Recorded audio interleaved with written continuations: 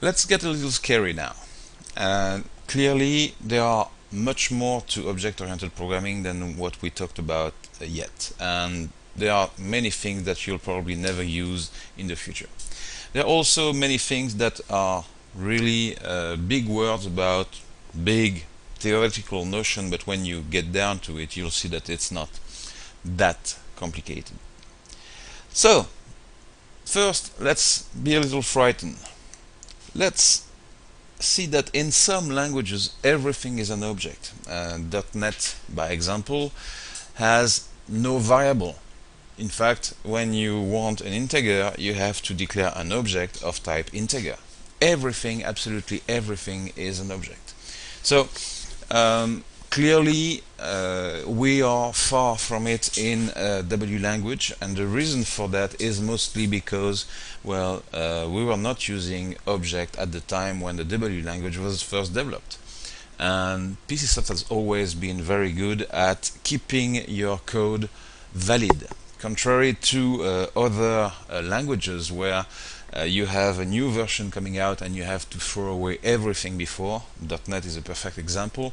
If you were developing in Visual Basic before .NET and you wanted to continue developing Visual Basic in .NET, well, basically you threw away your old program and started coding everything differently. That's not something that is happening with our tools here, and that's a really good thing. It means that I have some programs that were written 15 years ago and they are still working, and I can still make them evolve with the new version of the language. So here you can use object if you want, you don't have to. But that also means that each language has its own implementation of object-oriented programming, and that what you may have learned before in C++, in .NET, in this and that, will be different here.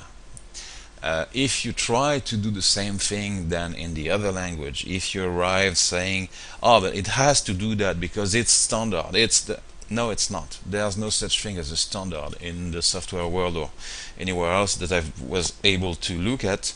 There are different implementation of standards, and object-oriented programming is no different. You will just have to learn how to do it in W language. Now, let's look at this one. Polymorphism. Polymorphism is a very big word. What does it mean? Well, it's one of those things that you need to hear about, but really is no big deal. It's about deriving classes. So we've talked about before about the fact that a class can inherit from another one, and it will inherit the members and methods from the ancestor.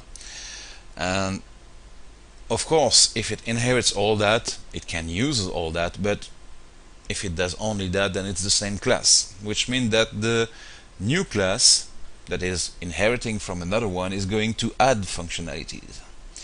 Well, that means that a derived class can be different.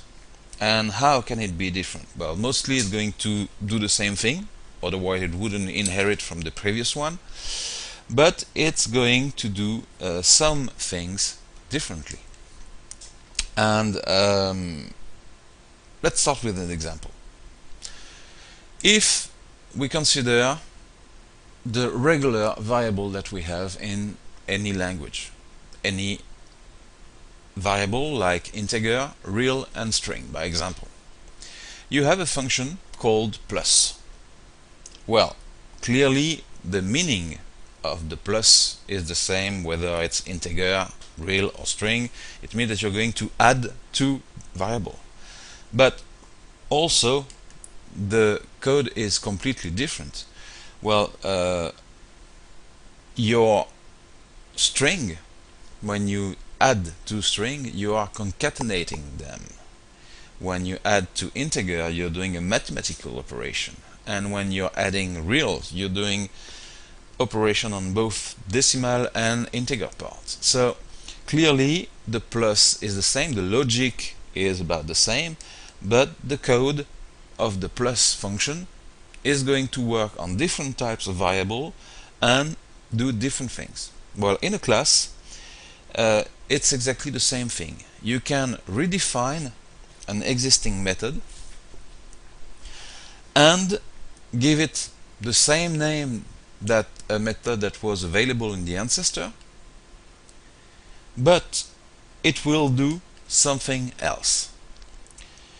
It can do the same thing on another type of variable. That's the example of the plus that we had before. But it can also do something completely different on the same type of variable. Because it's in a different class, the behavior is going to be different. And of course, it can call the method of the ancestor and add to it or not. So what does that mean? The polymorphism means that you can have several layers of classes with methods or procedure, if you want to call them that, with the same name, with the same parameters, but doing different things on different cases. So that's a notion that is a little strange at the beginning, but it works better when you get to real-life example. And the example that we have here today in my project is really the basis of what we are doing every day. It's basically a management of form windows inside a project. The class managing that is called CL form and not CL windows, because, well, the same code could be used in WebDev, where you would be using pages instead of windows, and that's it. So you will see all this kind of notion. There's nothing really to be afraid of. It's a little scary because you have a lot of notion floating around, and what is important? Well, you'll see that it's important to go step by step.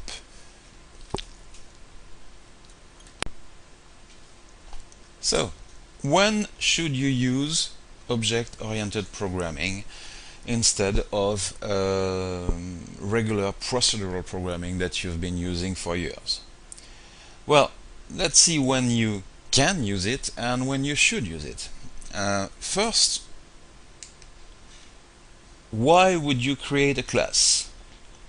Well, each time you are using a collection of procedure, you can in fact use classes instead. I'm saying you can. I'm not saying that you should always do it. The fact that you use classes instead of collection of procedure is going to be the first step for you to switch to object. So each time you use a collection of procedure, you can create a class per family of functions inside your collection of procedure. I know that when I was not using classes, I had one collection of global procedure in my project, and there was everything and the kitchen sink in it. There was function to manage my strings, function to manage my file, function to manage this, that, the other, and everything was there in the middle of this huge amount of procedure. So by creating a class and copying each of your procedure in the class, you're going to first start by sorting your lot of crap and making something that is organized. And that will be your first benefit when you switch to classes. Now, also, each time you use a structure, we saw that when you create a class, you can declare a variable inside that class, and this variable can be anything you want. So you can have one string, one integer, one this, one that, one the other, and basically what you define is, for each object, a structure of variable that is always coming with it. So anywhere in your program where you currently use a structure, you can replace that by a class.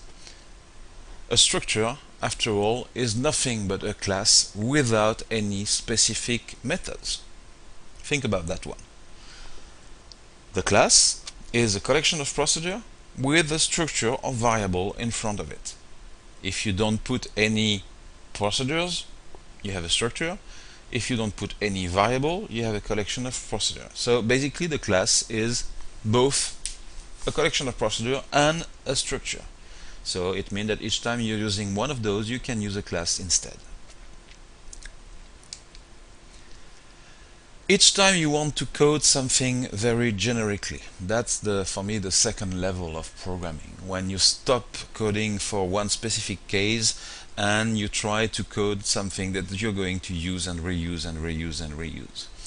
A good example of that is the management of files. When you have your project with several files in your database and you need a form that is managing the record of your user file, and a form that is managing your project file, and one that is managing your customer file, and one that is managing your and this and that and the other. Each time you're doing a form or window or page, depending of where you are, you're going to redo basically the same basic operation. So when you want to do that once and for all, well, that's a very good place to code with object.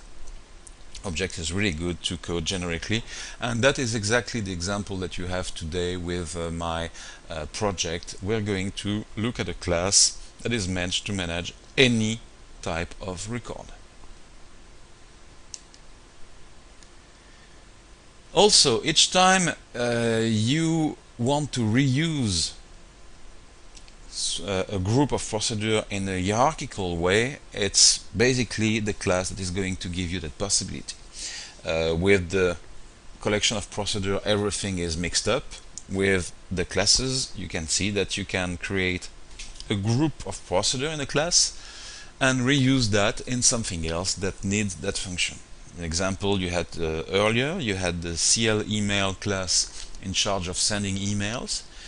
You had the CL error class in charge of managing the errors, and one part of its job is to send an email to the development team to say, okay, there was an error, you have to do something about it. So it is reusing the email. And then you had the CLDB class, which is in charge of managing the database, and of course you can have errors, so it is inheriting from the CL error class, and it is inheriting by that fact from the CL email class, which means that the CLDB class can send directly email to the support team if it needs to. So this is immediately the second step when you're starting to use classes. Instead of having one big sack of functions, you have a hierarchical tree of function organized by functionality, really by type of functionality. One example that we don't have here, but that we have in other course that I made, is printing. It's not something that you will get today, but you will get it if you buy other courses on my website. So I'm doing a little plug-in here. So let's talk about printing. Let's say that you create a class with printing function in it. You don't want to use the reports because, well, the reports are not always that powerful. You can do much more if you code by hand. And I have a course about printing without reports that does exactly that. And I put all my basic printing methods inside a class called CLPrint. So in there you have everything. Print a string, print a memo text, print columns, do this, do that, calculate the size of the page, and so on and so forth. Calculate the margins, all that is in the CLPrint. And then I decided to do something more complex, and it's called CLPrintText. A CLPrintText is doing what? Well, it's taking a text of any size and printing it on as many pages as needed inside an area of the page. So it will automatically cut where it's needed, a line on the left, a line on the right, do this, do that, and do everything that is needed, calculate the remaining size, and so on. So clearly CLPrintText is using all the functions of CLPrint and adding things. And then you will have a CLPrint invoice, a CLPrint estimate, a CLPrint catalog that are going to use the functionality of CL printed text, because clearly you can print memos to describe a product and an invoice, but you also need the functionality of the CL print function. So now we have 4 different classes on 3 different levels. So that's the kind of thing that you're going to have when you create classes. You can really organize things. And of course, each time you want to build a black box, that's exactly what you need to use.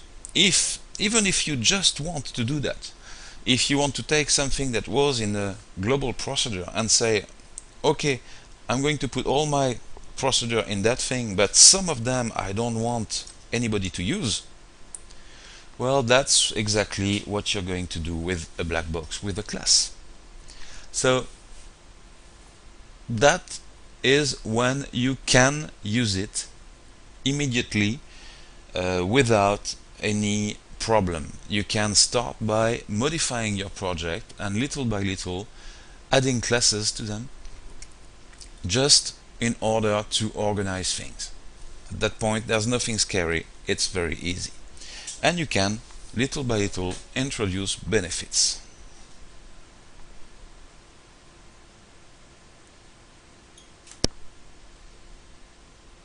Let's look at more detail at this static versus dynamic object. So we saw previously that static are really classic, regular variables. There's nothing really about them, you just have this added functionality of the class and this function that you can apply on the object. But you declare them as classic variable. Now the dynamic object are something else entirely. So when do you use static, when do you use dynamic? Well, clearly the static are when you would use a normal variable, except a little more powerful. So that's what you're going to use at the beginning. And you will see that in the classes that I'm going to give you today with the example, most of the classes are used with static objects. The CL project, CL data classes have one object declared at the beginning of the project. It's available during the whole life of the project, and there's nothing to it. It's basically like if you had one collection of procedures to manage a project and one to manage the database. It's really not that much more than that. But when we want to go further and add more possibilities, we were going to start using dynamic objects. So the dynamic objects, clearly they are more complex. It's easy to forget to delete a dynamic object, which means that you can have memory leaks, but they add more possibilities to what you need. You create them at will, which means that you can create an object in a loop. You can create objects and store them in a dynamic array of objects and work on them. And then when you have that, you can use them for very complex cases, things that would be very difficult to do without that. By example, you can do that to chain lists. Which means what? Well, basically it means that you can have an object in which you have a pointer to another object. It's basically the name of another object, and this other object is the next one in the list. And each time you create an object, you put in it the next one in the list, which means that you can jump from one object to the next, one object to the next, one object to the next, and do things on different objects of your list. Which also means that you can have several pointers in each object pointing to different things, and that's how you're going to sort by name, by age, by telephone number, by this, by that, and you can have all these things sorted in memory at all time, and you can always go in the next one and previous one and so on and so forth. So clearly very powerful stuff. By example, one of the things that you do with this kind of thing is the management of binary trees. Binary trees, for those of you who are interested in databases, is the basic stuff that is used in indexes, in keys. A binary tree is something is a structure in which you say, okay, I'm on that point, that record, and the previous record is that one, the next record is that one, and each one is going to do the same thing, and this will create a structure that looks like a tree. And that is how a database quickly find a record somewhere. It's going to look, no, the value is bigger than that one, so it's on this side, bigger than this one, so it's on this side, smaller than this one, so it's on this one. Oh, it's the value, it's here, or it's not here. So the binary tree is what is used in a database index, and sometimes you have to manage things like that yourself in some complex cases, and really objects are the one way to do that without too much trouble. Another example, that's something that I worked on a few years back, was when I had to do what basically was an interpreter of SQL queries. You would have a string as long as the user wanted, with conditions in it, and possibilities to have multiple level of condition with and, or, parentheses, and all that. And my code was supposed to read all that, organize all that, find what was the most optimized way to access data, and just decide what to do to access the data as fast as possible. Well, in order to do that, let me tell you, it's quite complex, but you have to organize that and be able to go through your whole logic of a condition and find the nodal points. And that is exactly what you do with object chained to the next as a binary tree. So clearly, dynamic is going to be for the more complex things. Now, some things are available only on dynamic object. I'm going to rephrase that. Some things were available only on dynamic object, and there may be a few remaining. By example, in previous version of WinDev, WebDev, and all that, you could return as the result of a function, you could return an object only if it was declared as dynamic. Now you can currently return also a static object. But depending on which version you have to work, you have to know that some things may still be available only on dynamic objects. So to resume, one example, the polymorphism that we are talking about at some point was available only on dynamic objects. So we'll see. I'm not sure at that point if it's still even true, because of course the W language is evolving and adding more and more capabilities at each version, and this is one of those cases. So static, simple case, you will start with that. Dynamic for all the other ones. That's basically what you need to know today when you create an object. Do I need dynamic? Well, probably not, most of the time.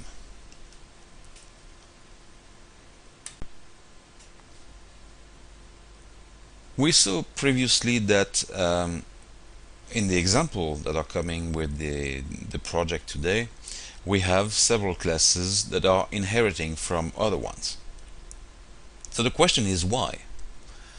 Why not have the function directly in the main, the most important class? Well, clearly you could have the email sending function being just a few lines of code in your CL data class. You could have it in the CL error, but it's a separate one. So the question is always, when you organize things, why are you going to choose to add methods to a class, and when are you going to choose to derive a class and create a new class? So of course both are possible. So you have to decide when you need to do one or another. So first, when you reuse some code, what do you reuse? Is it going to be something that can be used everywhere?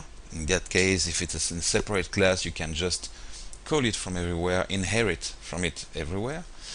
Or is it something that is going to need only somewhere?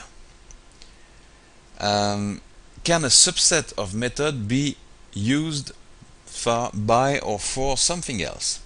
A good example is the CL error. Clearly, lots of things are going to need an error management system. An error management system is not complex.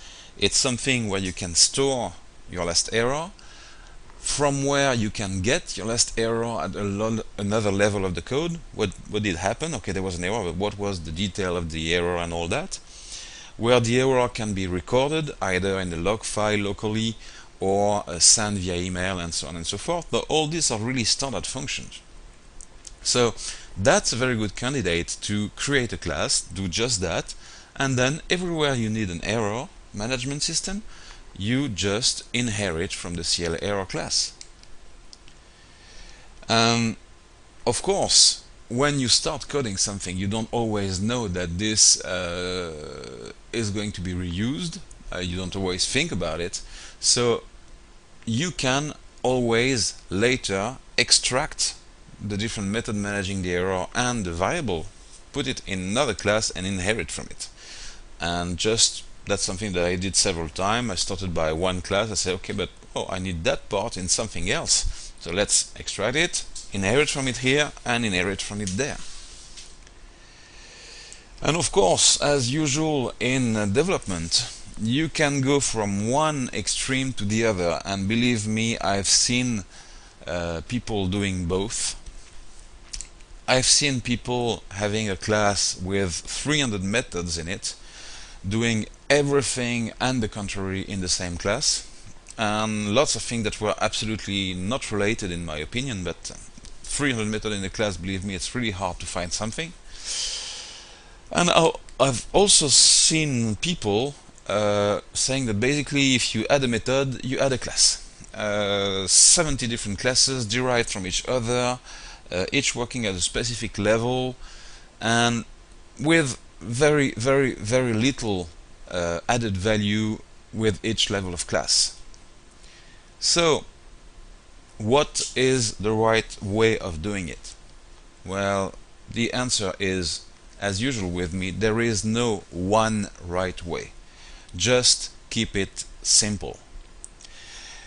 The classes and the object-oriented programming basically are here as a possibility to help you code.